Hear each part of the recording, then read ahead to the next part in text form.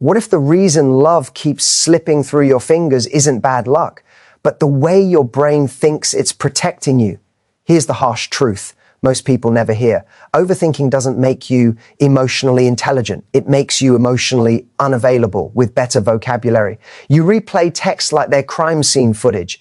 You analyze tone, timing, punctuation. You wonder why they viewed your story but didn't reply. You call it being self-aware.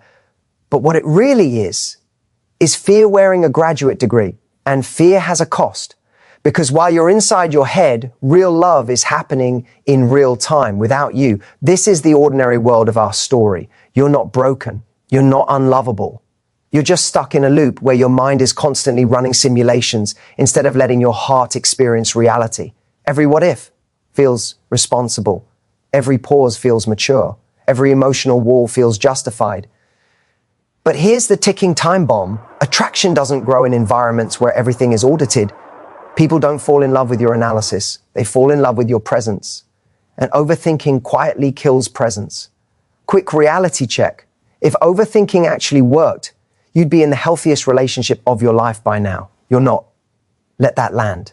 In dating culture, we talk a lot about breadcrumbing, ghosting, mixed signals, but we rarely talk about the silent killer underneath it all, the inability to tolerate emotional uncertainty. So you compensate. You text casually but rewrite it 7 times. You act chill but you're tracking response times like the stock market. You want connection but you're terrified of looking like you want connection. That's not confidence. That's survival mode. And survival mode is repellent to real love. Because real love requires something risky, emotional exposure without guaranteed outcomes. Here's the deeper problem most people miss. Overthinking gives you the illusion of control. It tells you if I just figure this out, I won't get hurt. But attraction doesn't work on logic. It works on emotional safety and polarity, and nothing drains polarity faster than someone who's always mentally somewhere else. Breaking the fourth wall for a second. If you're listening to this at night, phone in hand, wondering who you're thinking about right now, this video isn't random. You didn't click this by accident. Because deep down, you already know the way you're approaching love right now is exhausting. And it's teaching people how not to love you. Here's the fear trigger no one warns you about. The longer you stay in your head, the more emotionally distant you become. Until one day, someone healthy shows up and you feel nothing. Not because they're wrong, but because you've trained yourself to suppress desire instead of feel it.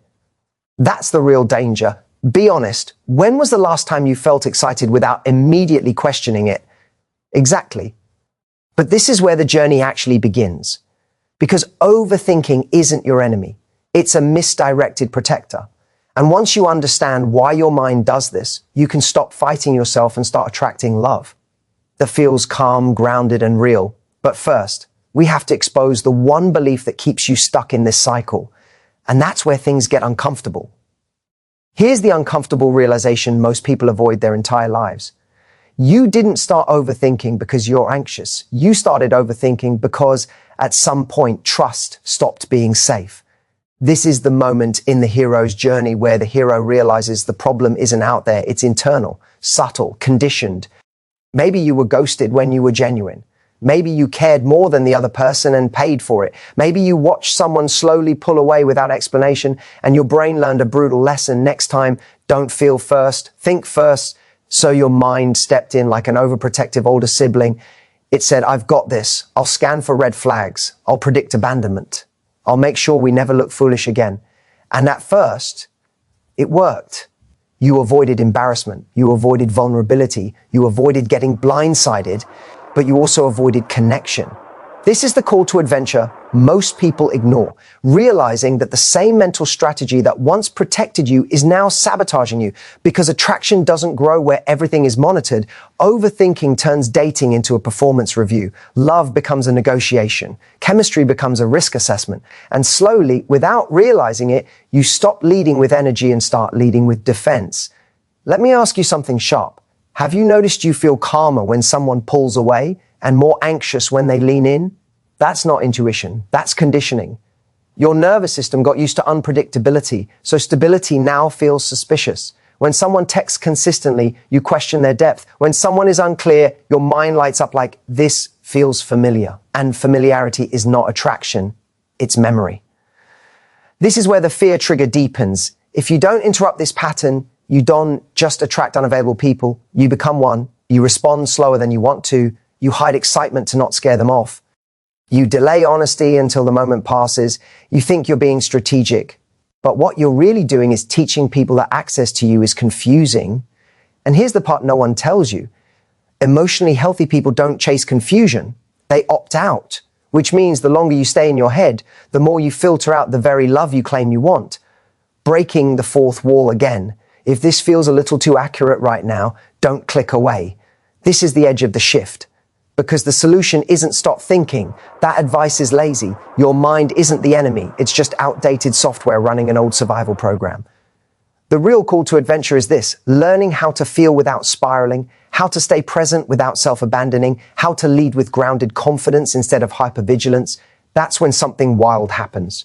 You stop attracting people who trigger anxiety and start attracting people who calm your system.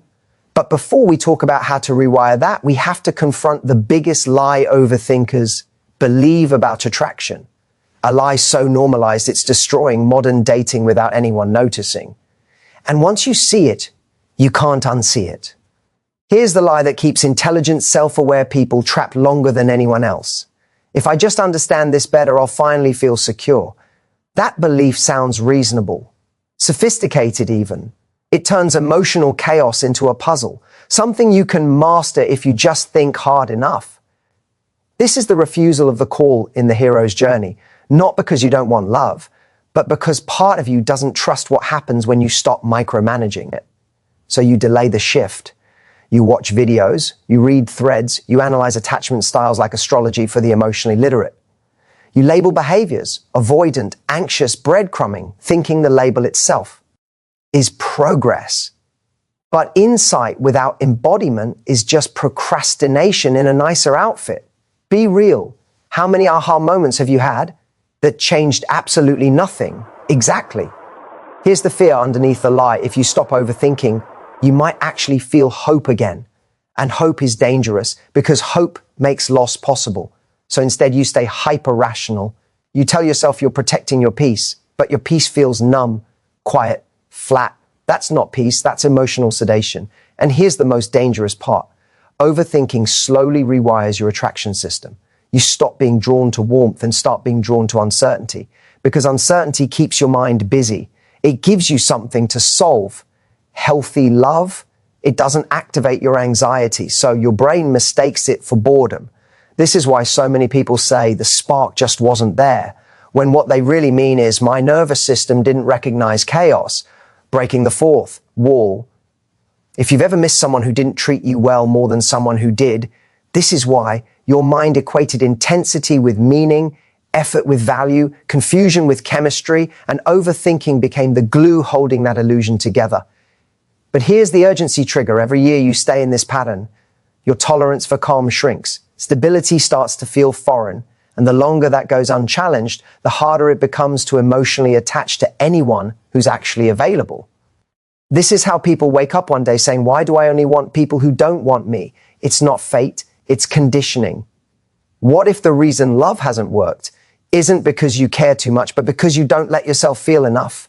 This is where the mentor energy enters the story. Not as a person, but as a realization. You don't need more insight. You need a new relationship with uns. Authenticity. Attraction grows when you can stay present without controlling the outcome, when you can enjoy connection without mentally rehearsing its ending. And yes, this feels terrifying at first, because when you stop overthinking, there's nothing between you and your emotions, no buffer, no armor, but that's also where your power is, because once you stop trying to predict love, you finally give it space to choose you back. And in the next section, we're going to talk about the first practical shift that changes everything. The moment you stop chasing reassurance and start radiating something far more magnetic. But be warned, this step is where most people sabotage themselves without even noticing. And once I explain how, you'll see your past patterns in a completely new light. Here's the counterintuitive truth that changes everything. Attraction doesn't respond to effort. It responds to embodied certainty. This is the meeting the mentor moment. But the mentor isn't a guru, a book, or some dating hack. It's a new internal posture, a way of being that quietly says, I'm okay whether this works out or not. And that energy, It's magnetic. Overthinkers chase reassurance because they confuse clarity with safety. They think, if I just know where this is going, I can relax. But real confidence works in reverse. When you're relaxed, clarity shows up naturally. So here's the first real shift, the one most people resist. Stop trying to be chosen. Start choosing your experience. That means you're no longer asking, do they like me? You're asking, how do I feel when I'm around them? That single question pulls you out of your head and back into your body, and the body doesn't overthink. It notices, do you feel calm or tense, open or guarded, more yourself or more performative? If you've been mentally ranking people like job offers, congratulations, you've been interviewing for love instead of experiencing it. This is where main character energy stops being a cliche and becomes a practice.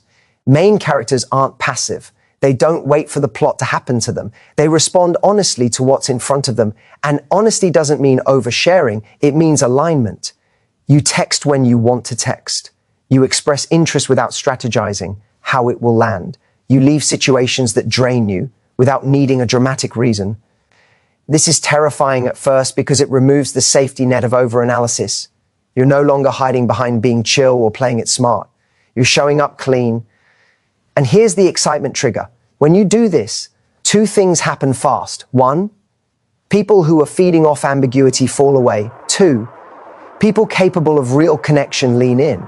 Because emotional availability recognizes itself, breaking the fourth wall. This is the part where some viewers think, yeah, but what if I get hurt? You might, but here's the difference now. You won't get hurt confused. You'll get hurt clear. And clarity heals faster than confusion ever will.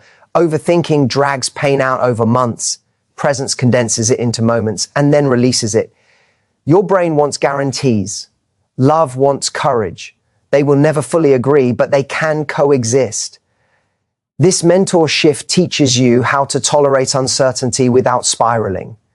You stop needing constant validation because your self-trust becomes the anchor. You don't abandon yourself to keep someone interested. And that's the real flex. Because when someone senses you won't chase them, won't contort yourself, won't disappear into analysis, they relax, they feel safe, they feel invited. That's how attraction deepens. But there's one final test in this journey, the moment where old patterns try to pull you back in, the moment where overthinking makes, nay last, convincing argument to reclaim control. And how you handle that moment determines whether this change sticks or fades like every insight before it. That's what we're breaking down next. This is the final test. The moment the old pattern tries to reassert itself, you've started showing up differently. You're more present, more grounded. You're choosing experiences instead of chasing outcomes. And then, inevitably, something triggers you. A delayed reply, a shift in tone, a memory from the past. Your mind lights up. See, this is why we analyze. This is why we stay alert. This is the return phase of the hero's journey, where the hero brings the lesson back into real life under pressure. And here's the elixir you're carrying now, self-trust over self-control. Instead of spiraling, you pause, not to suppress emotion, but to locate it.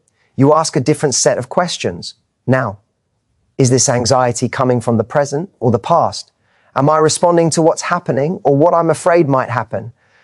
What would someone who trusts themselves do next? Overthinking wants answers. Self-trust wants alignment. This is where the cycle finally breaks. You stop reacting impulsively, but you also stop freezing. You communicate cleanly. You don't hint, test, or perform emotional gymnastics. You say what you mean, and you mean what you say. And here's the fear trigger transformed. Yes, some people will walk away faster now. That's not loss, that's filtration. Because the people who disappear when you're clear were never there for the real you. Only the anxious version that bent itself into knots. If this feels like a quiet confidence instead of a hype speech, that's intentional. Real attraction doesn't shout. It steadies. This is what emotional freedom actually looks like. You enjoy connection without obsessing over it. You detach without shutting down. You let things unfold without narrating every step in your head. And ironically, that's when love starts to feel effortless. Not because you don't care, but because you no longer abandon yourself in the process of caring. You've returned with something valuable now, not just for dating, but for life. The ability to stay present in uncertainty, the ability to feel deeply without drowning, the ability to trust that if something leaves, it's making space, not proving your unworthiness. That's real confidence. If this shifted something for you, don't just like the video, practice one moment of presence today. One text you send honestly, one feeling you don't analyze away, one choice you make because it feels aligned, not strategic. And if you want more conversations like this, where psychology meets real-world dating without the fluff, subscribe.